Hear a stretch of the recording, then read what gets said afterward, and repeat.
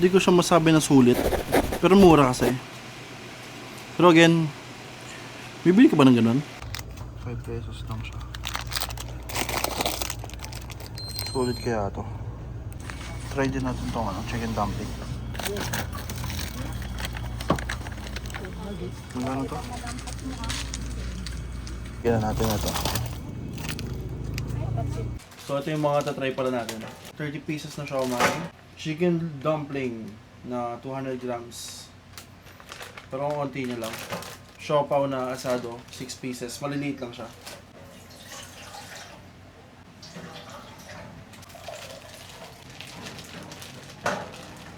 Sa dumpling naman, paano ba?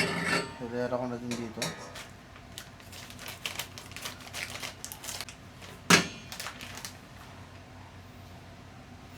Baka mas okay ito parang gyoza style. Pero sige.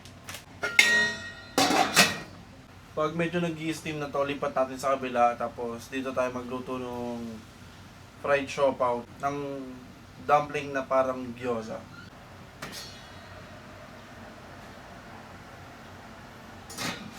Medyo nakakulo na siya ng konti. Konting tubig.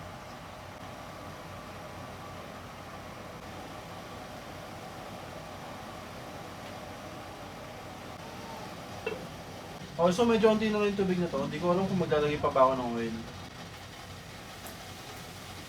Naku! Kailangan ko siya lagyan ng konting oil. Medyo dumidikit siya.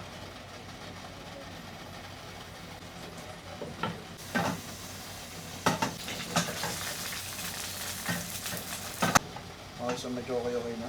Pwede na siyang tanggalin.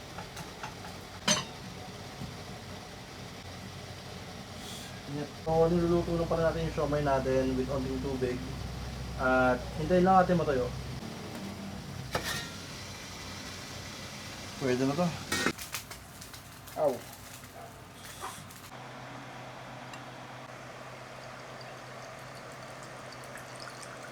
Una natin tikman yung chicken dumpling. Mukhang masarap.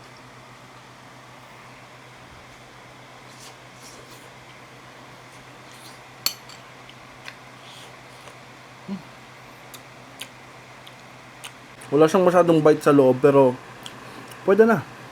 Goods na them. Next is yung siomai na 30 pieces, parang 80 plus.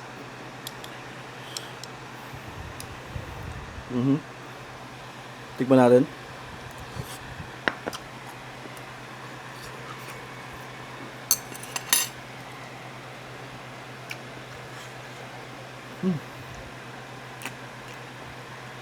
Yung lasa ng siomai nandun. Pero yung texture niya parang siyang hotdog, parang sausage. Hindi, parang siyang hotdog na talaga. Medyo lasang hotdog na siomai, parang ganon. Last na titikman natin is yung medyo mainit pa. Itong siopaw na asado. 55 pesos lang. Mura na din. Mura na din siya sa presyo. Ewan ko lang pero tingnan natin. Nawala yung crust, napunta lahat sa wrapper, pero okay lang yan. May crust naman siya dito. Mainit.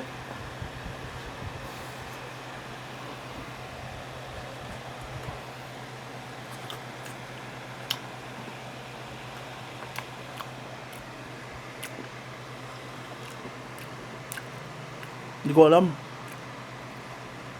Parang puro tinapay lang siya. Parang wala siyang masyadong laman. Hindi ko ramdam yung laman. Parang siyang tinapay na matamis. Hindi ko rin masyadong lasado yung asado. Wala siyang masyadong laman. Kung meron man, para siyang dough na rin.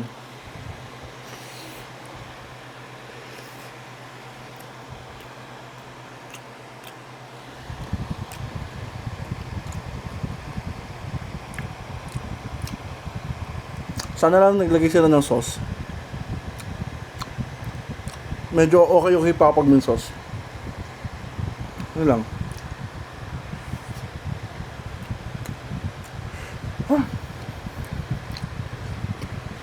Hindi ko siya masabi na sulit, pero mura kasi. Pero again, Bibili ka ba ng ganun? Gusto mo tong video na to, let me know kung ano yung gusto mong susunod natin gawin or titikman or kakainin. Ayan. Tara, kain tayo. Like, share, and subscribe na lang din.